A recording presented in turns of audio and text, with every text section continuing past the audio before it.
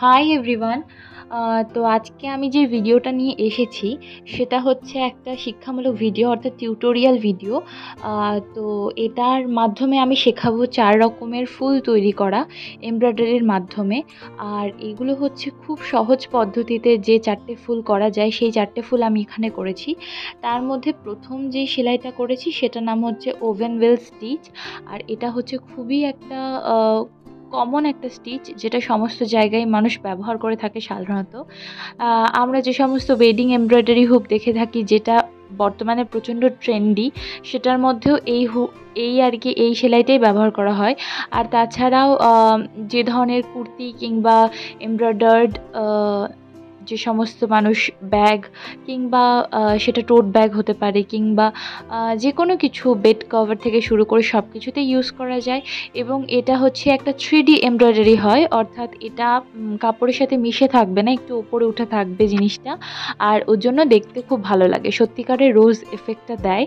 আর এর জন্য এটা হচ্ছে খুব আকর্ষণীয় এবং প্রচণ্ড মানুষ এটাকে পছন্দ করে। তো আমি প্রথমে কি করেছি, 5টা ছোট ছোট সেলাই তৈরি করে নিয়ে তারপরে একটা বাদ দিয়ে একটার মধ্যে দিয়ে সুতোটাকে ঘোরালেই এটা তৈরি হয়ে যায়। এবং এর যে পাতাটা আমি সেলাই করছি এটা কিন্তু এই সেলাইটার নাম হচ্ছে ফিশ বোন স্টিচ। আর এই ফিশ বোন স্টিচটা দিয়ে সাধারণত পাতাই তৈরি করা হয় এবং এটাও ভীষণ ইজি একটা সেলাই। আর এটা দিয়ে কিন্তু বিভিন্ন রকম ফুলও তৈরি করা যায়, কিংবা হচ্ছে অন্য ধরনের ডিজাইনও ক্রিয়েট করা যায় এই স্টিচটা দিয়ে। তো এখানে আমার রোজ এমব্রয়ডারি হয়ে গেছে।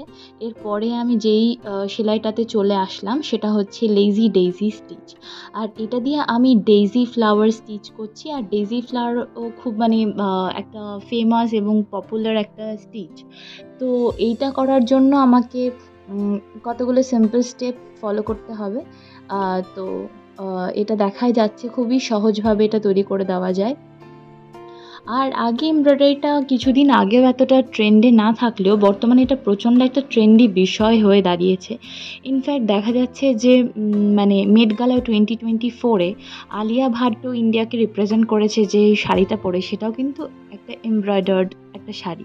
আর যেটা ভীষণ ভীষণ সুন্দর। আর সবথেকে বড় কথা সেটা কিন্তু মেশিন এমব্রয়ডারি নয়, সেটা হ্যান্ড এমব্রয়ডারি। এর আগে একটা সময় ছিল যখন মেশিন এমব্রয়ডারিটা প্রচণ্ড উঠেছিল। মেশিন এমব্রয়ডারি বিষয়টা হচ্ছে যে মেশিনের মাধ্যমে খুব অল্প সময়ে অনেক বেশি কাপড়ে অনেক অল্প খরচে তৈরি করে দেওয়া যায় বিষয়টা। কিন্তু বিষয়টা হচ্ছে যখন হ্যান্ড এমব্রয়ডারি হচ্ছে সেখানে একটা মানুষের ব্যক্তিগত শ্রম সেখানটায় জড়িত থাকছে এবং সেটা অনেক সময় সাপেক্ষ, ব্যয়বহুল এবং যেখানে মানুষের হাতে স্পর্শ থাকে এবং একটা কাজ তৈরি করতে অনেকটা সময় লাগে, তিলে তিলে একটা জিনিস গড়ে ওঠে, ঠিক আছে? তখন সেই জিনিসটা এমনি মূল্যবান হয়ে যায়, কারণ সেটা অনেক বেশি সময় সাপেক্ষ এবং শ্রম সাপেক্ষ বিষয়। তো এরম কথা বলতে বলতে এখন আমার এই সেলাইটাও হয়ে গেল। তো লেজি ডেইজি স্টিচের ভেতরে আমি যেই স্টিচটা ইউজ করেছি আর কি সেটা হচ্ছে ফ্রেঞ্চ নট। তো ফ্রেঞ্চ নটও হচ্ছে এটা হচ্ছে অনেকে গিট সেলাইও বলে থাকে। এটা খুবই সহজ একটা সেলাই।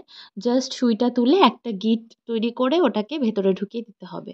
এবং আমি হচ্ছে ১ম বার যখন করতে গেছিলাম আমার খুব গন্ডগোল হয়ে যাচ্ছিল। আমার মাঝে মাঝেই সুতো দিয়ে কাজ করতে গিয়ে গন্ডগোল হয়ে যায়। আর আমার তখন মানে ধৈর্য থাকে না। আমি না সুতো দিয়ে গন্ডগোল হয়ে গেলে আমি সাথে সাথে ওই জায়গাটা কেটে ফেলি। মানে জায়গাটা আমি নষ্ট করে ফেলি, তারপরে আমি আবার তৈরি করি। আর এই বিষয়টা, এই যে এই ধৈর্যের বিষয়টা, আমার মনে হয় না যে আমার ততটাও ধৈর্য রয়েছে। তো আমার মা তো আমাকে অনেক করে বলত এবং বলতে বলতে আল্টিমেটলি আমার মধ্যে যে বিষয়টা এসেছে যে একটুখানি ধৈর্য বেড়েছে সেলাই এইসব করার জন্য। কারণ সেলাই কিংবা আর্ট ফর্ম করার জন্য এটা অনেকটা সময় লাগে। তো আমাকে ধৈর্য ধরে জিনিসটা কমপ্লিট করতে হবে। তো কি হয়, সুতোতে মাঝে মাঝে খুব বাজে রকমের গিঁট পড়ে যায়। আর তখন না মানে মাথা ফাথা এত গরম হয়ে যায় যে মনে হয় ধুর ব্যাং আমি বন্ধই করে দিই সেলাই করা। কিন্তু এটা করলে তো হবে না। তো মা বলত যে সেলাই করতে গেলে সুতোর থেকেও নরম হতে হয়। তো এই কথাটা না কোথাও ভীষণভাবে আমি ফিল করেছিলাম যে মা সত্যি কথা বলেছে। আর আমাকে এটা হচ্ছে অনেক পেশেন্সলি এটাকে হ্যান্ডেল করতে হবে। তো আমি কিন্তু আবার সেই লেজি ডেইজি স্টিচই ইউজ করছি, কিন্তু ছোট ছোট করে। আর আমি এটা ল্যাভেন্ডার ফ্লাওয়ার আমি করছি। আর সেম স্টিচ ইউজ করে কিন্তু বিভিন্ন ধরনের ফুল তৈরি করা যায় এবং আমি এই ধরনের ভিডিও আরও দেবো ভেবেছি। তো তোমরা যারা আমার চ্যানেলে নতুন কিংবা এখনও সাবস্ক্রাইব করোনি, তারা যদি আমার চ্যানেলটা সাবস্ক্রাইব করে দাও, তাহলে আমার এক্ষেত্রে অনেক এনকারেজমেন্ট আসে এবং আমার আরও ভিডিও তৈরি করতে ইচ্ছা করে। তো তোমরা প্লিজ আমার ভিডিওটা সাবস্ক্রাইব করে দিও, লাইক, কমেন্ট করতে ভুলবে না যে তোমাদের কেমন লাগছে কিংবা এখান থেকে তোমরা কিছু শিখতে পারছো কি না। কিংবা তোমাদের দেখে ভালো লাগছে কিনা। আর দ্বিতীয়ত আমি হচ্ছে উম ভিডিও যবে থেকে করা শুরু করেছি এখনো পর্যন্ত আমি সেরকমভাবে আ অত আ মানে হচ্ছে অ্যাটেনশন কিংবা ওরকম ভাইরাল হওয়ার মতন কিছু আমার ক্ষেত্রে হয়নি যেহেতু। তো কিছু মানুষ আছে যারা কনসিস্টেন্টলি আমাকে সাপোর্ট করে গেছে। তো তাদেরকে আমার মন থেকে অনেক ধন্যবাদ। তো আমি হচ্ছে এখন যে সেলাইটা করছি সেটা হচ্ছে ব্যাক স্টিচ। আ সেম কথা আমি এখানেও পাতা সেলাই করছি কিন্তু এখানে কিন্তু আমি ফিশবোন স্টিচ ইউজ করলাম না। কারণ এটা অন্য ধরনের পাতা। তাই আমি এখানে ব্যাক স্টিচ ইউজ করছি। আর ব্যাক স্টিচটাও ভীষণ ইজি। এটা সাধারণত গাছের ডালে কিংবা মানে সেলাইয়ের ক্ষেত্রে গাছের ডালে ইত্যাদি বিভিন্ন ক্ষেত্রে আরকি ব্যবহার করা হয়। আর আ এরকম দেখতে এখন আমার আরেকটা ল্যাভেন্ডার যে ফ্লাওয়ারটা ছিল সেটারও পাতাটা আমার কমপ্লিট হয়ে গেছে। এখানে পাতার জায়গাটা আমি ডবল করে দিয়েছি। তার কারণ এইটাকে দেখতে ডালের থেকে একটু মোটা লাগবে তার জন্য। তো এটা কমপ্লিট করার পরে আমি লাস্ট যে স্টিচটা করব, এই ফুলটার নাম আমি জানি না কি। উম কিন্তু এটা হচ্ছে যেমনভাবে আমি টার্সেল তৈরি করতাম আগে, সেই পদ্ধতিটাকে ব্যবহার করে একটা সুতো নিয়ে হাতে কিছুক্ষণ পেঁচিয়ে নিলাম। তারপরে এই যে এরকম দেখতে হয়েছে, সেটাকে আমি একটা জায়গায় ফিক্স করে দিলাম। তো ফিক্স করার পরে মানে এমনভাবে ফিক্স করলাম যেন সেটা মাঝখান থেকেই হয়। এপাশ-ওপাশ থেকে হলে কিন্তু হবে না। তো মাঝখানের জায়গাটা থেকে ফিক্স করে ওখানে নিচে কিছুটা পয়েন্ট আমি আবার আটকে নিলাম।